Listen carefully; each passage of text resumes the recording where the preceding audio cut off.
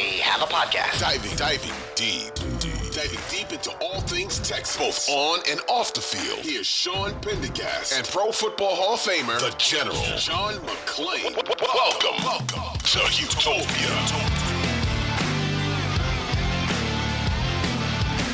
Hey everybody, welcome in. It is the Houtopia Football Podcast. It is our middle of the week episode, 2nd of 3 this week as we head up to week 9 of the NFL season, and the Texans back at home taking on the Tampa Bay Buccaneers, still licking their wounds from the loss to the Carolina Panthers earlier this week on Sunday. I'm Sean Pendergast, one half of Payne and Pendergast, Sports Radio 610. Mornings, John McClain, the Hall of Famer, my good friend, joins me as always. He's our senior columnist at Sports Radio 610. John, how are we doing today? Doing great, John. Thank you for asking. Yeah, I'm doing good too. I saw a bunch of the power rankings came out. Looks like the Texans down a little bit in the eyes of the national media, kind of hovering. I look at 4 or 5 different power rankings, hovering anywhere from about 17 to 22, kind of in that range. Feels about right for them. But the interesting thing was in most of the polls, the power rankings, Carolina's still last. They got no equity with anybody on beating the Texans at home on a last-second field goal this past week. Texans, the only team in the NFL, has lost 2 games with no time left on the clock. So really? Get a little respect from that, even though Carolina was the only winless team. Okay. Well, that's interesting. Well, we know we got Tampa coming up this week, and we'll talk about that a little bit, and we'll preview it more hardcore in our episode later this week on Thursday. And we're going to do a mailbag today. We got a bunch of mailbag questions, HOU mailbag at gmail.com. John's got his general news and notes that we will get to. And John, let me ask you this. I put up a poll yesterday, and if you look at the Texans' 3 wins and their 4 losses, we may have discussed this if we on the fallout from the Carolina loss. If we did, then we'll rehash it here. But the 3 wins the Texans have, the record of the 3 teams, if you take out the game against the Texans, against all their opponents, just the non-Texan games, the 3 teams they beat have a combined record of 14-6. The 4 teams they lost to have a combined record of 10-17. So they're losing to a bunch of teams that are doing a lot of losing, and they're beating teams that have been doing quite a bit of winning. And I put the question to the people. I'll tell you what the results of the poll were in a second, but I want to get your take on it first. I voted on it. You voted on it? Okay, well, so then the question was, are you more hopeful because of the quality of the 3 wins, or are you more fearful because of the lack of quality of the 4 losses? I voted hopeful. Yeah, as did 2/3 of the people. And there should be. People should be hopeful. When you beat Jacksonville in Jacksonville like a drum, and then you pound the Steelers, and New Orleans is 4-4, and you beat them, there's a lot to be hopeful about. Problem is they're kind of playing like good teams do that play down to the competition, and that's a joke because they're not. I don't think they're a below average team right now. Your record, you are what your record says, right? And they're 3-4, but man, it could be 5-2 so easily if the defense, which did really one bad thing in the game Sunday, couldn't stop them on the last series, but they're so close to being a real good team.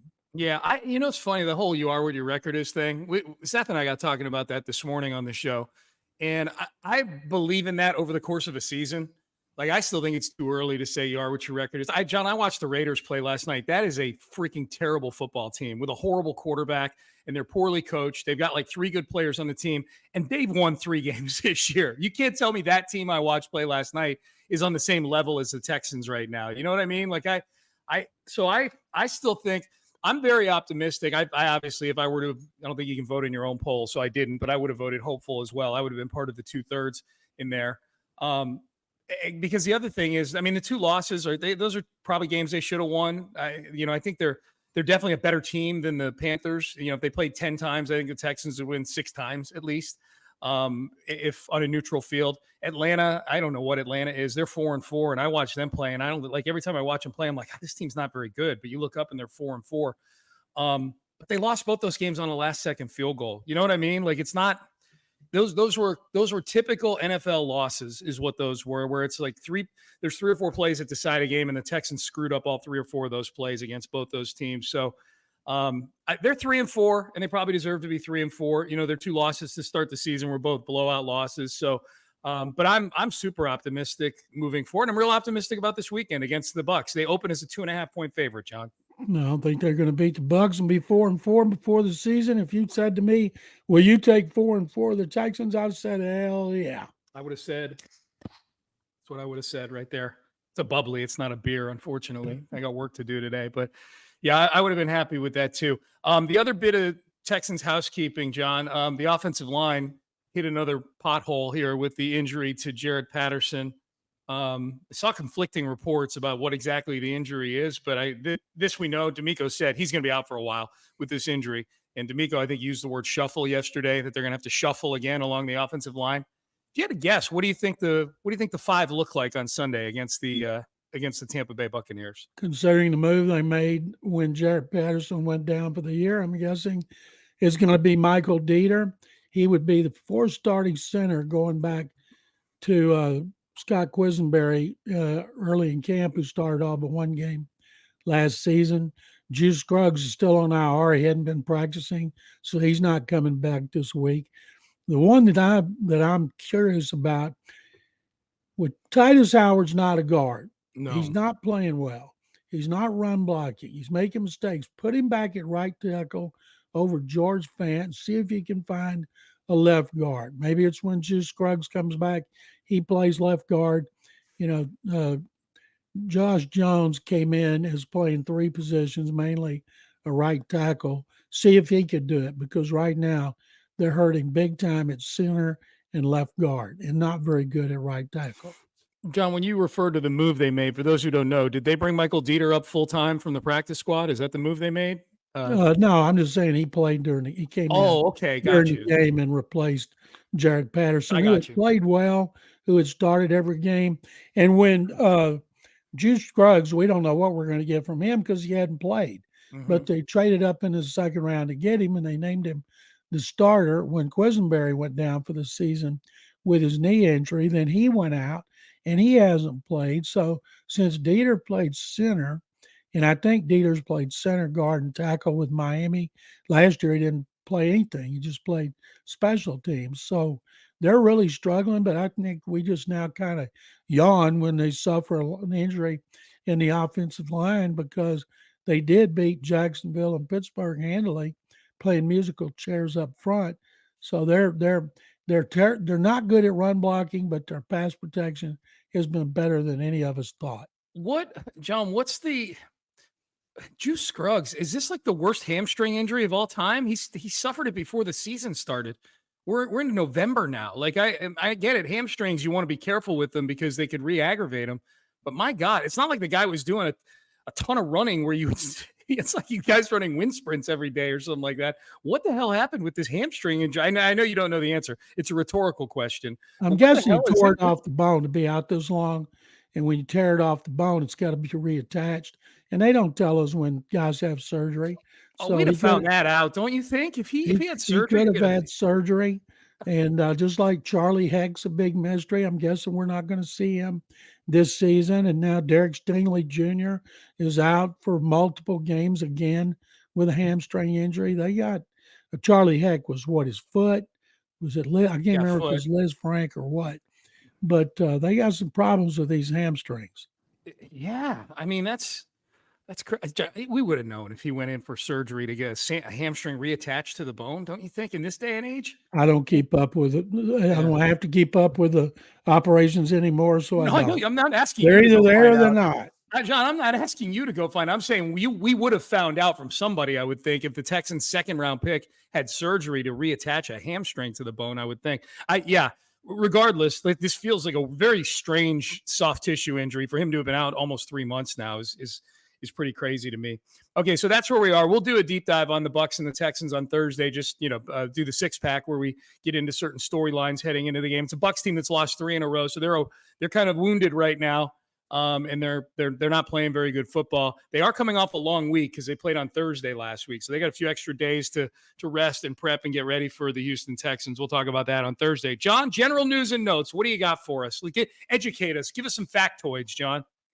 Well, no, you and I both think they're going to beat Tampa, and they better win this game, because if they lose this game to go 3-5, you may have to put your survey out again next week. But the Texans have committed only 4 turnovers. That's the fewest in the NFL. They are +5. They were -1 in the game against Carolina.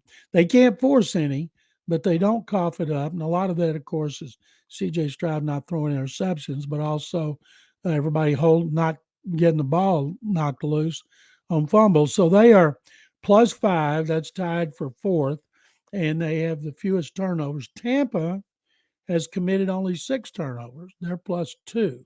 So the Bucs also have done a great job at protecting the football. Now they're on their, I said +2. They're tied for second with six giveaways. They're +8, number one in the NFL. So the Texans are +5. The Bucs are +8. They always say turnovers make the difference. Well, these are two teams who haven't been turning over the ball. Texans did not get one against the Panthers, which was probably the second worst thing the defense did to not being able to stop Carolina's last drive. But odds are we're not going to see a lot of turnovers in this game. Well, they had a bad one against Carolina with the Beck fumble. They handed 3 points to him on that Beck fumble. That was terrible. That was awful. You know what that tells me, John? If you got two teams that are significantly positive on the turnover margin, and yet they're both 3 and 4, is that these are two teams that are not very good football teams. You know, if you're plus, would you say the Texans are +5 and the Bucs are +8 on the season? So they've committed 6 turnovers or +8. So they've generated 14 turnovers. That's 2 per game. That's pretty good. And yet both teams are 3 and 4. That tells me that these are two teams that are still struggling to get a good, talented football team on the field. If you're plus in turnovers and you're sub 500, both sub 500 records, something's got to give, John. Something's got to give. I can't tell you the last time I saw a team with a losing record leading the NFL in plus-minus differential. Now, another one, Kansas City really needs an outside receiver. Chiefs have struggled. That was evident in their loss to Denver, and I thought this was hilarious. When that game ended and the Broncos won, broke that, 14-year losing streak, 14 games, I can't remember. It was so long, it was preposterous. Immediately, they start blaring over their loudspeakers, Taylor Swift, "Shake It Off." I thought that was hilarious. Yeah, John, you know what? People in this, for whatever reason in 2023, I credit Deion Sanders with this maybe. People are getting much more open about getting contentious about things people say about them, or willing to talk trash or troll and things like that, which is not always the nicest thing to do. I get it. But if it's harmless, like playing Taylor Swift, "Shake It Off," that's fun. The WWE fan in me is enjoying this new era that we're living in, where you got Dabo Swinney giving 6-minute tirades to callers in East Bumfreak, South Carolina. You got Dave Doran, the NC State coach, going after Steve Smith, the former wide receiver, because he called NC State a basketball school. Ryan Day probably still sees Lou Holtz in his sleep every night after that Ohio State-Notre Dame game a month ago. I like this new age we're living in, John. Good for you. That was at Denver. Denver did that. The PA, the "Shake It Off" over the PA system. Good for you, Denver. You know what? I'm acknowledging you. Good job, Denver. Denver in-stadium entertainment people. Nice work. The Broncos didn't say anything. I mean, the Chiefs didn't say anything about it, like they were offended. I'll never forget the first game of the 1990 season. The Oilers opened at Atlanta, first year under former Oilers coach Jerry Glanville, and he was one bitter SOB. Jack Pardee, Gentleman Jack, was in his first season as the Oilers coach. Atlanta won the game. They were decked in all black. Glanville had got him put in. He was in his black-clad outfit on the sideline. And as soon as that game ended, blaring over the speakers was the song, "Hit the Road, Jack. Don't you come back no more." And boy, did the Oilers get angry. Pardee didn't, but the players blasted the Falcons. They blasted Glanville. But I thought it was clever, just like what the Broncos did. It's fun. Come on now. It's fun. Where's Glanville? Where's Glanville on the list of characters that you covered in your time, John? Is he top 5? He'd be number 1. I've never covered anybody like Jerry Glanville. It was a story a day, usually controversial and negative, or both. Yeah. It's obvious to anybody who watched that Chiefs-Broncos game, Chiefs are hurting for a receiver outside. Mm-hmm. They think that could keep them out of the Super Bowl again to defend their championship. Tyreek Hill would fit in really well there. Tyreek Hill's having a fabulous season playing with Tua Tagovailoa, and he has 1,014 yards. The last receiver to have that many yards through 8 games had actually more than him, 1,122 compared to 1,114. 62 years ago, Charlie Hennigan from the Houston Oilers was the one that had 1,122 through 8 games. That was the last Pro Football Championship season Houston has ever had, 1962. Were you covering that team, John? I'm just joking. I was a backup. I was a backup. I was, let's see, I'd have been 9 or 10. Okay. And I did watch the AFL on NBC, and I did watch the NFL on CBS. Okay. But you grew up a Cowboy fan probably, right? I was. That was a great offense. George Blanda, Charlie Hennigan, Bill Groman at wide receiver, Billy Cannon at tight end and fullback, and Charlie Tolar, the first player I ever heard referred to as the human bowling ball, was their running back, and they won their second consecutive championship. Let's go over to Philadelphia, and one of the worst trades, depending on your point of view, ever been made, and what if you're from the Titans, one of the best if you're from the Eagles, A.J. Brown. They gave up a 1 and I think a 3 or 4 to get him. He had 8 catches for 130 yards and 2 touchdowns in their come-from-behind victory over Washington. And he now, A.J. Brown, has at least 125 yards in 6 consecutive games. Charlie Hennigan hadn't done that. No. Tyreek Hill hadn't done it. Jerry Rice hadn't done it. Only A.J. Brown has been able to do that. Yeah, and some of the catches he makes, John. I mean, some of the one touchdown catch he had where he kind of caught it with one hand, he's spinning in the end zone, like he's got guys draped on him. He was really good when he was on the Titans. Like this version of him they've unlocked this year, though. Holy cow!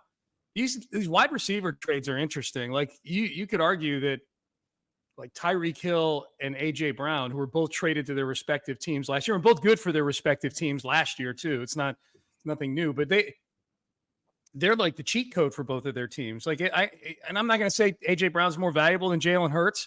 Tyreek Hill might be more valuable than Tua Tagovailoa. I will say that. I mean, Tyreek Hill is when he was on the Chiefs, I would say this, John, like that guy might be the most valuable non-quarterback in football with his ability. His pure speed, but just the ability that goes with it. There's been a lot of straight line, fast speed guys. Tyreek Hill ability to, once he gets the ball in his hands, be like a souped up running back too, is pretty remarkable. When I think of those wide receiver trades, I think of A.J. Brown, home run, Tyreek Hill, home run, and then you got Davante Adams, who was a home run last year, but now he is a discontented, wanting to be traded, 1 catch for 11 yards last night guy right now. That Davante Adams trade, he's still a really good player, but that is a bad football team, man. He was targeted 7 times. He was wide open deep a couple of times. Garoppolo couldn't hit him, but it's his own fault. He wanted out of Green Bay. He didn't want to play with Aaron Rodgers anymore. Dude, John, the reaction last night when Davante Adams, because I know you've probably got social media open during games too, and you're looking at it and taking a peek at it, whatever. And when Davante Adams threw his helmet down at the end of the game on the sideline, and I go on there, and there's all these people, media members, fans, poor Davante. Oh, free Davante Adams. Oh, get him out of there. Oh, get him to a team where he'll be more fun to watch. Oh, poor Davante this. That guy was taking the biggest victory lap when he got out of Green Bay last year to go play with his buddy Derek Carr, which sounds silly to say unto itself, just that he was that thrilled to go play with Derek Carr instead of Aaron Rodgers. So I don't feel bad. Any of these guys that choose where they go, and then the worm turns once they get there, I don't feel bad for any of them. Don't sign 1-year deals everywhere if you're that distraught about it. You like, it's the NFL. You got to know what you're getting into, you know? It's what is it to say about the grass is not always greener. It's true, John. All right, I got one more. Christian McCaffrey had 2 more touchdowns, 1 catching, 1 receiving. He's now had 17 consecutive games with at least 1 touchdown, and that counts postseason. He can break the record when they come back from their bye week against the Jaguars. And he's tied right now, 17 regular season and postseason, with a great Lenny Moore, Hall of Fame running back for the Colts, with Johnny Unitas and Raymond Berry and Big Daddy Lipscomb and Jim Parker, one of the all-time great dynasties, and McCaffrey, I'm guessing they'll make sure he gets that record. And it's pretty amazing what he's been able to do since he got to the 49ers and stayed healthy. Yeah, John, I'll be honest, that trade was made like a year ago, theoretically a year ago today, like trade Yep. deadline day a year ago. And I thought the 49ers, or I'm sorry, I thought Carolina did really well in that trade. I didn't think that was a great trade for the 49ers. What are you doing trading a second, a third, a fourth? I think there was another pick in there somewhere too for Christian for a running back, who's been injured all the time. And that trade's been a home run, like that's been one of many things that is causing angst to Carolina fans, at least prior to beating the Texans on Sunday. So, yeah, Christian McCaffrey's pretty remarkable. How many years does he have left on his contract, John? Do you know? Like he might play his way into a second big deal for a running back, which would be crazy. I think he's eyes paid back in the league. It's like 16 and a half, something like that. But he's been able to stay healthy. Carolina got frustrated because he couldn't stay healthy, and they couldn't wait to ship him out. I got one more about Will Levis's debut in Tennessee. They beat Atlanta, and he had 4 touchdown passes, no interceptions. 3 of those went to DeAndre Hopkins, who averaged 32.5 yards a catch. I don't remember him doing that here. Levis's rating was 130. He's only got one way to go now. And it's the third time in history a quarterback has thrown 4 touchdown passes in his debut. The first time was the first game in Vikings history, their franchise season in 1961, when they played for the first time. Fran Tarkenton threw 4 touchdown passes. And the last time was 2015, when the second overall pick in the draft, Marcus Mariota did it. And they thought, wow, we haven't just hit a home run. We've hit a grand slam. And so I'm guessing the people that realize that after what they saw from Levis are saying, well, let's pump the brakes a little bit. That was a good team for him to do this for, John, because the fan base will keep the appropriate restrictor plate on this performance. Like we were fooled 8 years ago. We can't get fooled again by this Will Levis. My hope is that the Titans might have been on the cusp of swapping out Derrick Henry and DeAndre Hopkins for some draft capital, but now Levis has duped them into kind of standing pat with the hand that they have. And maybe they even trade Tannehill today. Who knows? Because they're so enthralled with Levis.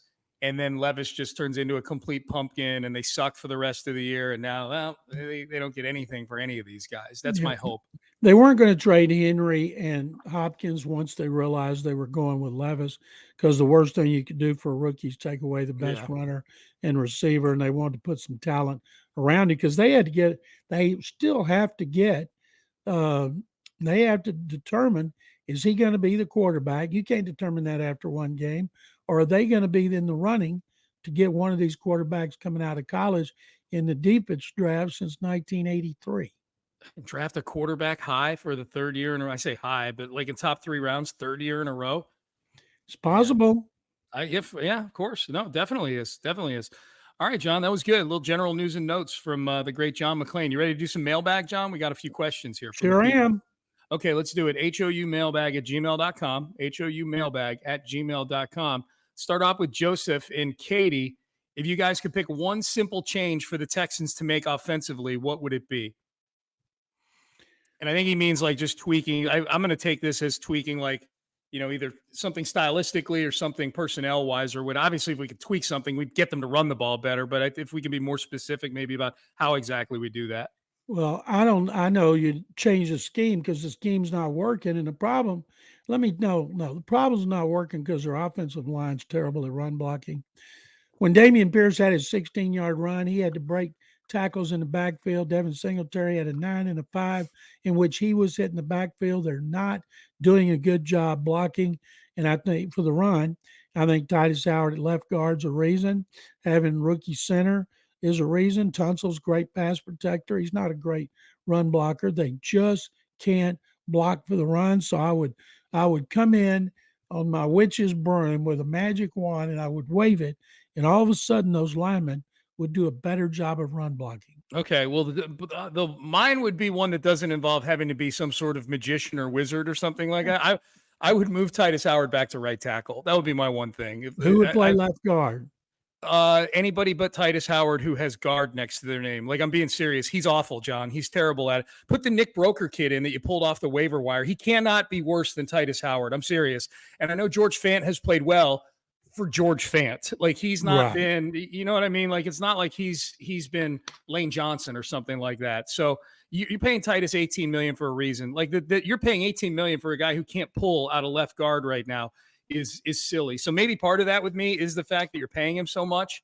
But get him back over to right tackle to do what you paid him to do. And then I'm serious. Put in Nick Broker, put in Josh Jones. None of those guys are worse. Titus Howard is worse than all those guys right now playing left guard. That's a great idea. Make that move. Maybe they will. Yeah. We'll learn more. Tampa's good at stopping the run. Yeah. It's the last thing they need to go against a defense that's really good at stopping the run. Yep. Absolutely. All right, Chris in the ATL, frequent emailer to the show. And now this one, this question may be obsolete by the time people are listening to this because it has to do with the trade deadline, but it also has to do with where we're at with the team. So let's do it. Does the Panther game motivate you guys more to make a trade or to stay where you're at with the Texans right now? Did the game on Sunday, John, have any bearing for you on what the Texans should be doing today at the trade deadline? Well, I think they should have been doing something anyway, but the Panthers game had absolutely no bearing on what I think, and it's to find a guard. I remember what's the guard? Miles Wyatt. I can't remember his name. Wade Wyatt. He came from Buffalo. I forgot his name. They traded for him in season, and he has been great. He pounds people in the run. Oh, Buffalo. You're saying Buffalo traded for him? No. Cleveland traded him with Buffalo, and I forgot Cleveland. his name. You didn't say Cleveland. Okay, Cleveland traded with Buffalo. Gotcha. And he's a great player. Wyatt Teller. Wyatt Teller, that's it. One of the best lines in the league. And find a guy. He doesn't have to be Wyatt Teller, who's great, but just find a left guard who's better than what they got. You give up a 5 or a 6, but this team's got a chance to make the playoffs. And they still got to work on the offensive line, because if the guy from Buffalo, and I'm all for doing what you suggested, give him a chance. But if they thought he could have played, he'd been in there. So find somebody that can play from his contract's going to be up, or he's 30 years old. I don't care. They got to improve up front against the run. Okay, one more trade deadline question. Troy and Cypress, if you could pick one veteran in a contract year to move for a mid to late round pick, who would it be? And I guess, John, just for reference sake, the ones that the pool of players that come to mind would be like Jerry Hughes, Dalton Schultz, Denzel Perryman, guys either on 1-year deals or contract years of multi-year deals, that only have 10 games left with the Texans.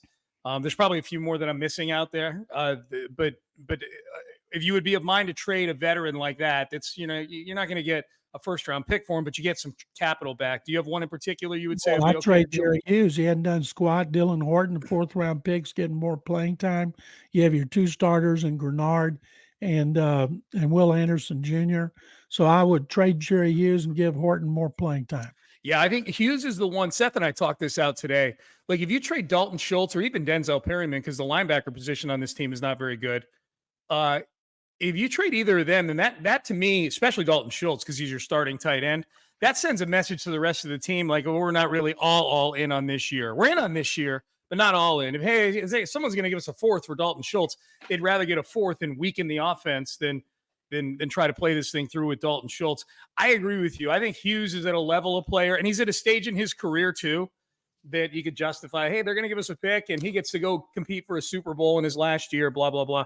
I don't think that would send the same message if you were trading somebody who's more crucial or gets more snaps, that kind of thing. I'm with you on that.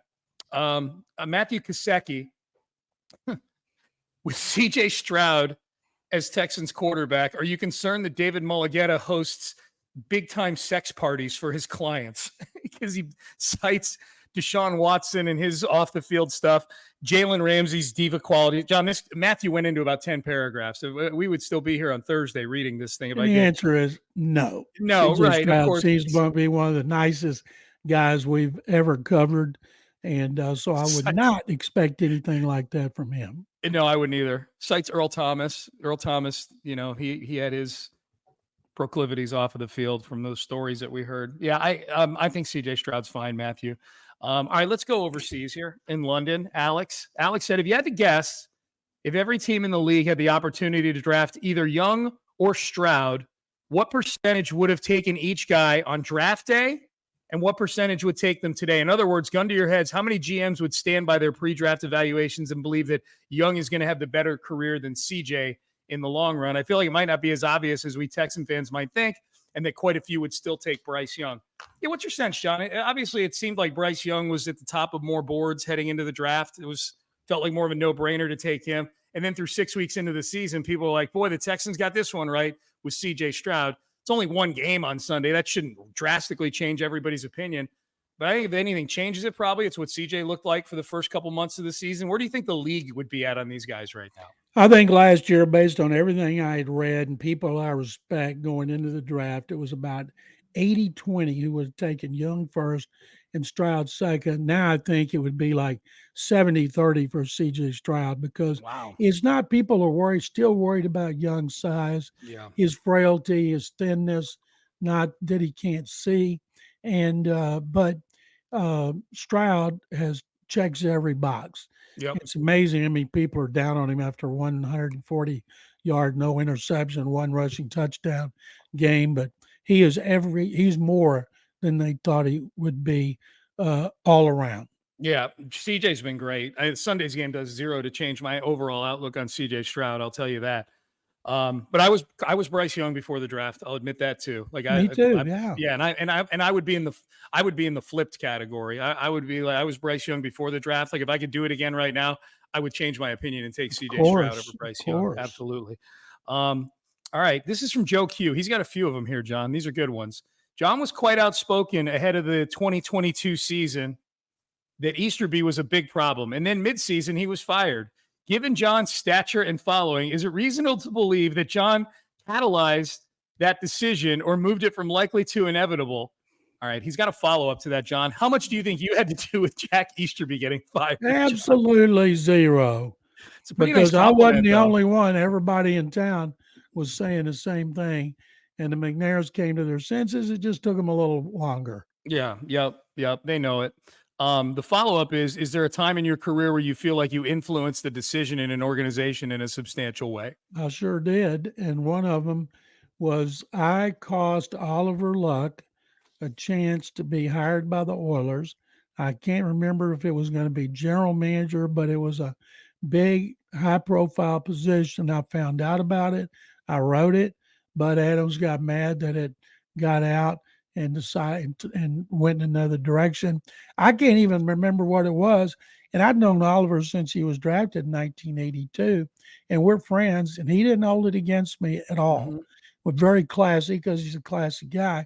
Then, of course, later, that was when they were losing. I think he would never say this, but he's probably glad that I got that story and ran with it.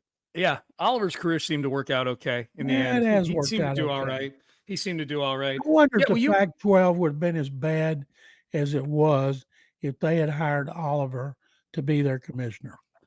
John, I think it wouldn't have been as bad as it was if they hired a broom with a bucket for a head to be the commissioner of the Pac-12. So he didn't hold that against you because you're just doing your job, right? Like you're just reporting what you found out, right? Right.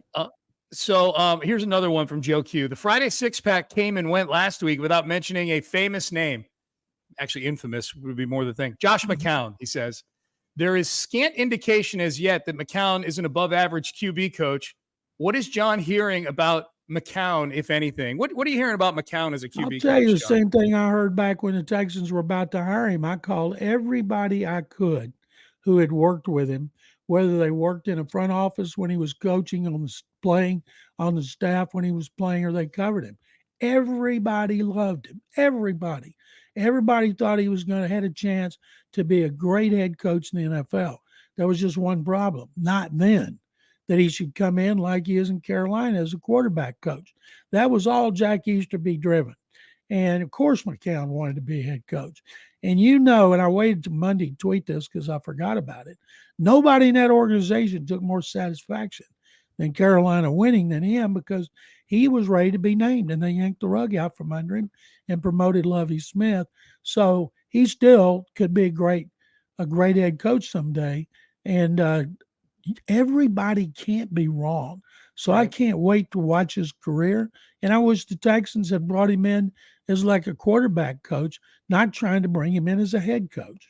Yeah, that would have been good. All right, John, I've got one more question that I do want to get to you on the mailbag, but real quick, this just came down. Thanks to our producer James for hitting us in the chat with this. Chase Young was just traded to the San Francisco 49ers for a conditional third-round pick. So the Niners, who've lost 3 in a row, and their defense has kind of lost a little bit of starch from last year when DeMeco Ryans was coordinating it.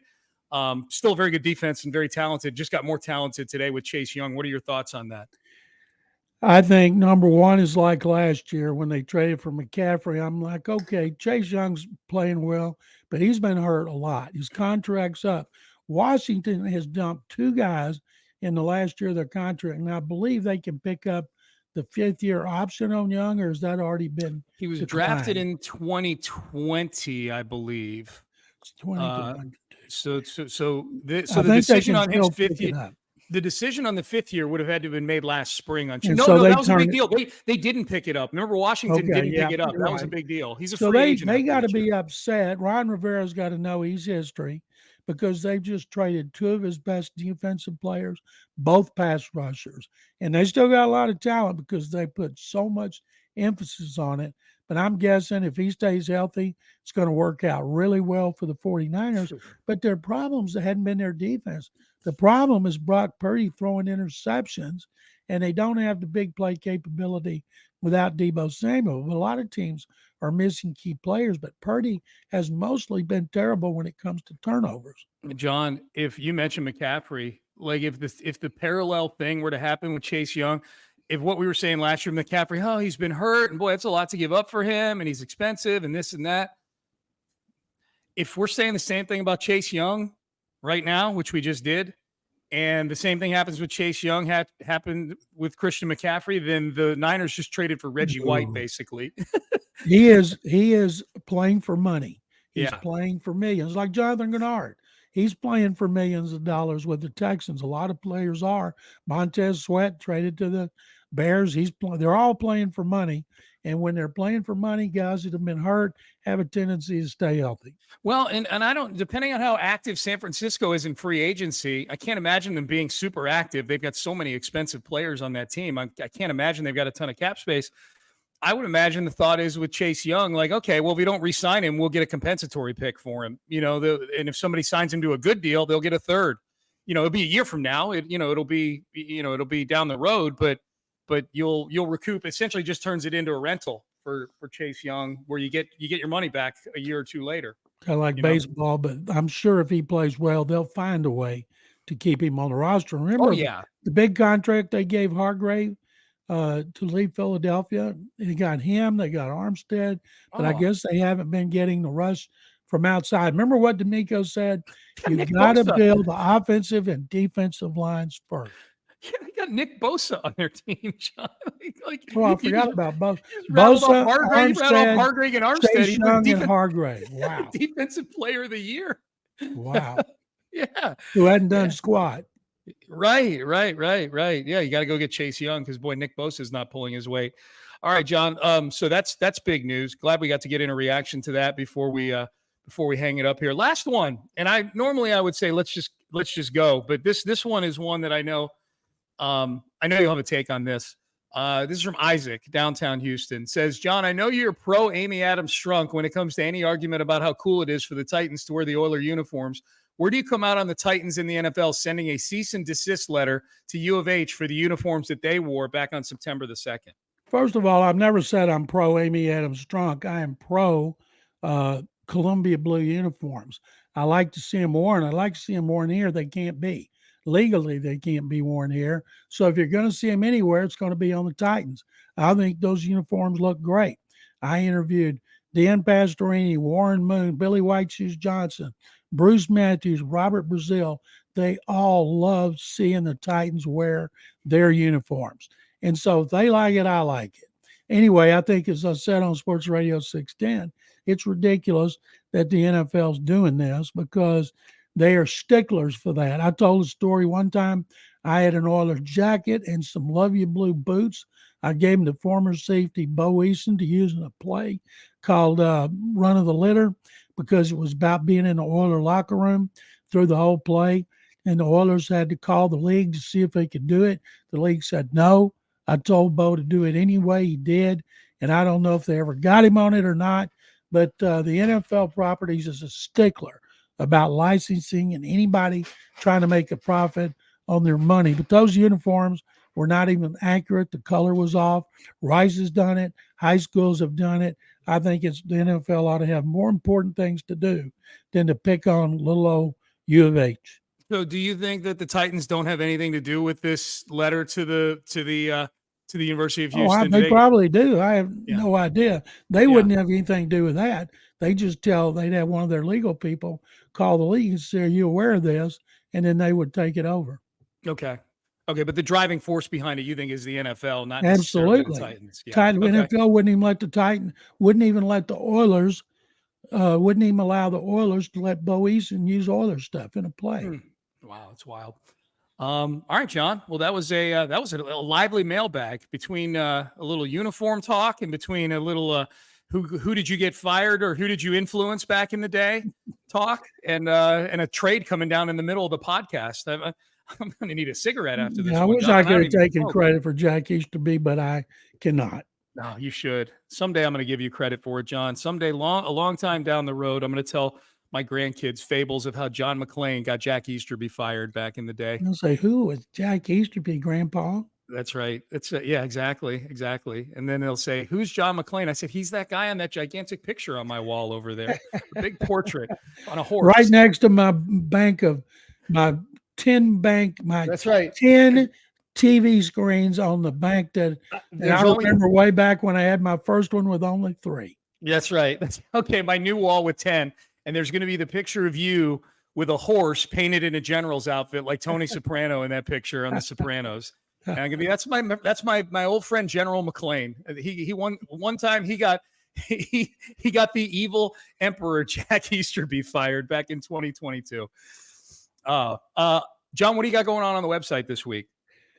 I have a column on the Texans losing that game about Bryce Young and CJ Stroud, and I have one that'll be posted on Tuesday in which Jonathan Grenard and Malik Collins had the best end, tackle combo game in franchise history against the Panthers.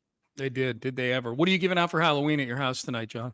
Carol does all that. She dresses up like a witch, and she passes out all kinds of candy. And I tell her, just keep it away from me. Yeah, she I was going to really gets into Halloween. Yeah. You got to put some handcuffs or something on, John. I'm the same way. We're going out to Amy's parents' house to give out candy. I'm like, oh. I'll tell you an interesting story about Halloween. One year when I was like in 7th grade, this girl told me that she's going to let me kiss her. So I had to meet her, and I went trick-or-treating with my friends, and to get to where I wanted to go up our school so we could kiss, I don't even know if I'd ever kissed a girl. I started running through yards and jumping fences, and I got bit by a dog, and I kept going. And so I went, and I think she stood me up. I can't remember. But I got home. My dad said, "Well, we got to see if that dog's got rabies." And I didn't remember where it was. And so we drove around looking at the neighborhoods, and I couldn't tell them. I was so excited about that first kiss. So I had to get rabies shots. That's why my friends I grew up with called me Mad Dog. I knew they called you Mad Dog. I didn't know that was the story behind it.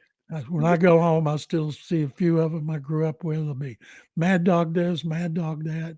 That's great. John, nobody down here ever calls me that except Clint Stoerner, because I told him the story one time. I just knew that well, that's probably how I knew that you got called Mad Dog, because you were chopping it up with him on their show. John, that might be one of the biggest swings in fortune that I've ever heard about. You know, you little 7th grade John McClain running around, probably stiff as a board, running around, getting ready to get that first kiss, and yada yada yada. You wind up having to get 20 shots in the stomach because you might have rabies from some wild animal. And the next year, I played middle linebacker for the Tennessee Texans, and they called me Mad Dog McClain. And teammates would start barking, "Woo, woo, woo, woo." It had nothing to do with how you played football. It's No, because you actually couldn't escape a dog that you're no. trying to do the 7th grade equivalent of going to get laid, kiss somebody. That is great. What were you dressed up as for Halloween? Do you remember? Were you running around the neighborhood? I guess Casanova. Well, no wonder. Oh my I God. don't remember that part. That's great. John, I enjoyed this as always. Thank you very much, Sean. All right, good stuff. John McClain, HOU mailbag at gmail.com. If you want to send mailbag questions in for next week, we appreciate everybody who sends them in each and every week. Even if you think John gets people fired, we appreciate it. It's fun reading those questions. James Jackson, our producer, doing a great job. Not only getting this podcast out to all of you, but keeping us informed during the podcast as to breaking news like the Chase Young trade. So, James, we appreciate that. Click the subscribe button. You'll get the podcast automatically when it drops. You don't have to do anything. It'll come straight to whatever device you use to listen to your podcast. We appreciate that as well. For John McClain, for James Jackson, I'm Sean Pendergast. We are out of time. We will see all of you later this week. Preview that Bucs game in Week 9. Have a great week. Happy Halloween, everybody. Thanks for watching. If you enjoyed this video, please don't forget to give it a thumbs up and subscribe to our channel for more content like this. If you want to see more of our videos, be sure to check out our playlist and let us know what you think in the comments below. Also, don't forget to follow us on social media to stay up to date on our latest updates. Links are in the description. Thanks again for watching, and we'll see you in the next video.